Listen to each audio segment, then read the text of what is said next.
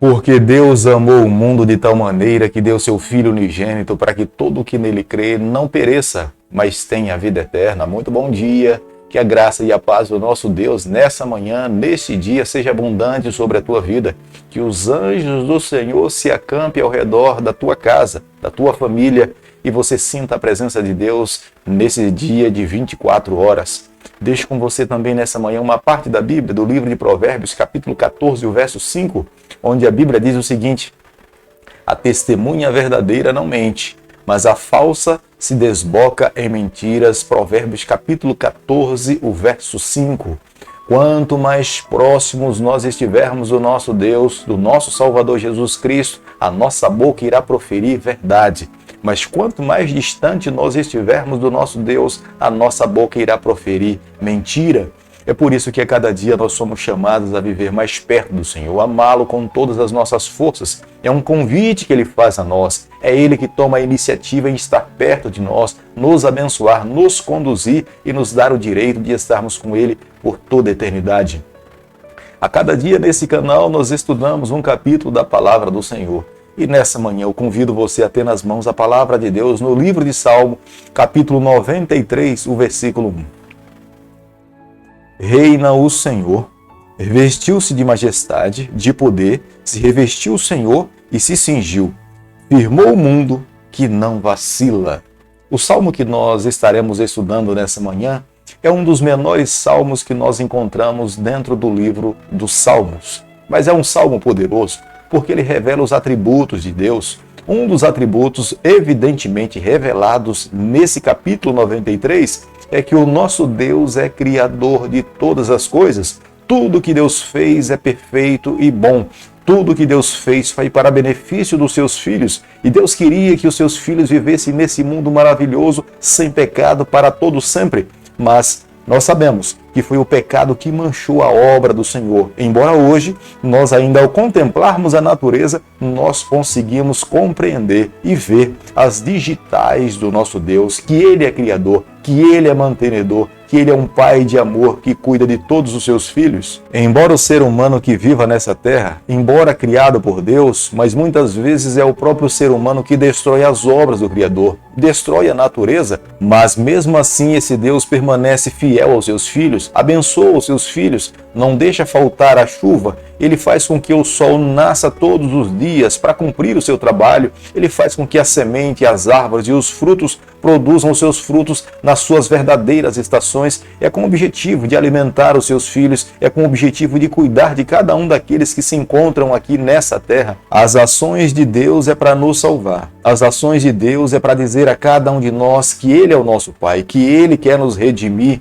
O que Ele espera de cada um dos seus filhos é que nós o amemos com todas as nossas forças, com todo o nosso coração, com tudo o que nós recebemos do nosso Deus. Nós precisamos nos voltar para Ele com expressões de gratidão. A tradição judaica nos informa que esse salmo foi composto e cantado no santuário depois que eles foram trazidos do cativeiro assírio. Possivelmente ele tenha sido escrito pelo salmista no período em que ele estava no cativeiro assírio, liderado por Sanaqueribe. O Salmo 93, logo no versículo 1, nós podemos ver que o governo do nosso Deus, ele é eterno. Ele não tem começo, ele não tem fim. É o único rei entronizado sobre todas as nações que não tem uma linhagem específica. Ele não tem começo, ele não tem fim. A nação de Israel foi chamada por esse Deus para fins específicos. Deus queria que esse povo pudesse representar o seu nome aqui nessa terra. É a razão pela qual Deus queria abençoar todos os seus filhos para que eles pudessem testemunhar do amor de Deus. Tudo o que recebesse, tudo que fosse abençoado, eles deveriam dar provas claras que era a mão do Senhor que estava lhe abençoando para que outros povos pudessem se render e entender que Deus é o nosso Salvador. Um Deus eterno, como é o Deus de Abraão, o Deus de Isaac, era completamente contrário aos deuses que eram encontrados na Mesopotâmia ou no próprio território de Canaã, porque os deuses encontrados na Mesopotâmia e em Canaã eram deuses que mudavam de acordo com a política ou com o cenário social, mas o Deus de Israel não. É um Deus eterno, é um Deus que não muda. Os seus princípios e os seus valores são sempre eternos. Ele não tem começo, ele não tem fim. O seu reino jamais chegará ao final. Nenhum movimento, nenhum poder nessa terra, nenhum inimigo pode conter o poder desse Deus. Por mais que inimigos se levantem, por mais que revolta aconteçam nesse planeta, nenhuma dessas forças terá poder para impedir as ações de Deus sobre o planeta Terra. Quando Deus determina uma verdade, quando Deus determina um caminho, Ele irá encontrar todos os meios possíveis para que a sua vontade possa acontecer. Os cananeus, quando no passado eles sofriam algum tipo de inundação, quando a água transbordava e invadiam as cidades, eles entendiam que essa era uma ação do mal, era o maligno, eram forças diabólicas que estavam tentando contrapor a vontade dos deuses deles. Quando o salmista no Salmo 93, ele faz essas afirmações, ele está declarando que nada nesse mundo pode contrapor a vontade do nosso Deus. Ninguém pode impedir os planos do Senhor. Deus um dia enviaria o seu Filho a essa terra para morrer morte de cruz. Nenhum poder nessa terra, nenhuma pessoa, nenhuma hoste maligna poderia impedir os seus propósitos. É o próprio Deus que toma a iniciativa para salvar os seres humanos. Aqueles que vivem nessa terra em decorrência do pecado estão destinados à destruição eterna.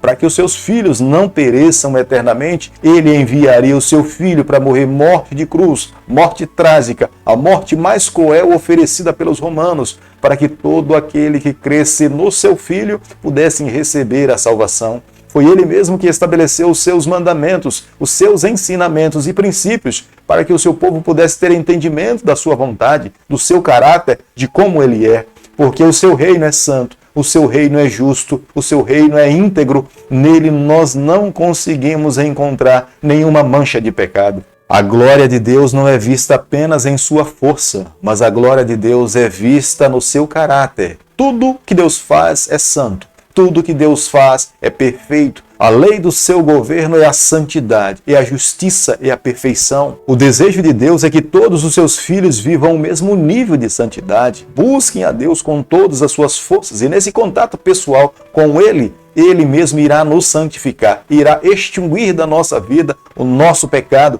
e nós viveremos uma vida santa como nosso Salvador. Na verdade, para que nós possamos alcançar esse patamar, só é possível através de uma entrega sem reserva a Jesus Cristo. É o manto conquistado de justiça que Jesus conquistou na cruz do Calvário que ele nos atribui. É a justificação. E através de um andar ao lado do Senhor, nós somos santificados diariamente para recebermos a salvação em Jesus Cristo.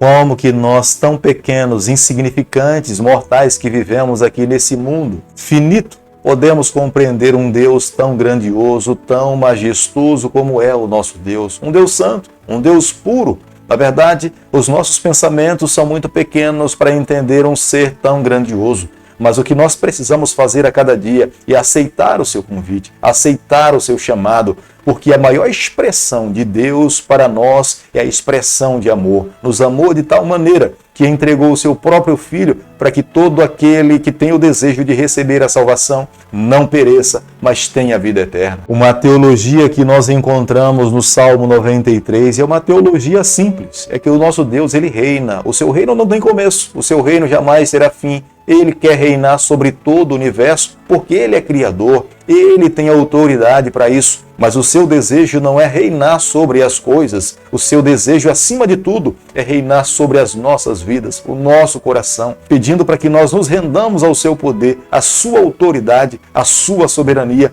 E essa deve ser uma resposta de amor de cada um dos filhos que vive nesse mundo. Deus, como sendo o criador de todas as coisas, como sendo o originador de tudo que existe no planeta Terra, ele poderia apenas ter exibido a sua autoridade, a sua justiça, a sua santidade, mas ele nos revela a sua graça, o seu amor e a sua bondade.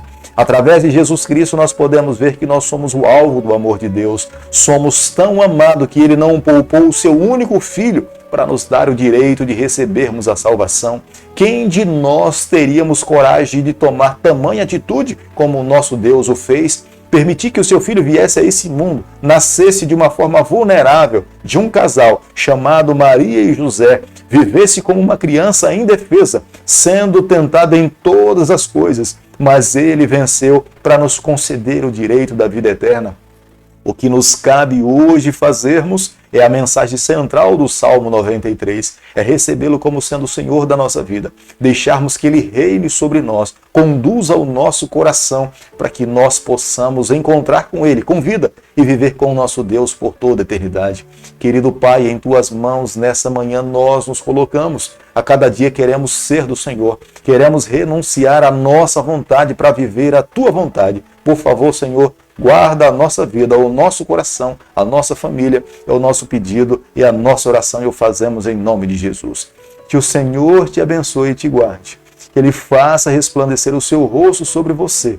Que Ele tenha misericórdia de você. Que sobre você, nessa manhã, Ele levante o seu rosto e conceda a sua paz em nome de Jesus. Amém.